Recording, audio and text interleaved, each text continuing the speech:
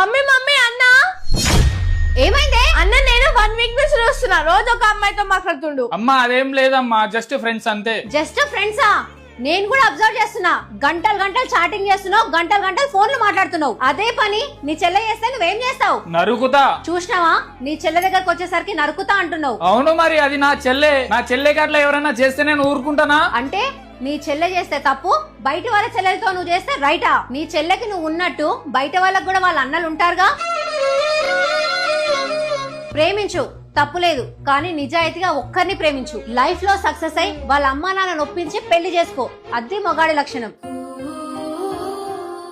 ఈ రోజు నీకు టైం పాస్ అవ్వచ్చు, కానీ నువ్వు మాట్లాడే అమ్మాయిల్లో 2-3 నీతో సీరియస్ గా లవ్ లో ఉంటే నువ్వేం చేస్తావు? చూడ్రా సుబ్బు, మనం జీవితంలో నిజాయితీగా ఉంటేనే మనం సక్సెస్ అవ్వగలం. నువ్వు నిజాయితీగా ప్రేమించే అమ్మాయి తప్ప మిగతా అమ్మాయిలందరినీ అక్క చెల్లెలుగా భావిస్తే ఈ ప్రపంచంలో నీకంటే గొప్పవాడు ఉండడు. ఇది అందరి మొగాల్లో అర్థం చేసుకుంటే ఫేక్ రిలేషన్షిప్లు ఉండవు, రేపులు జరగవు.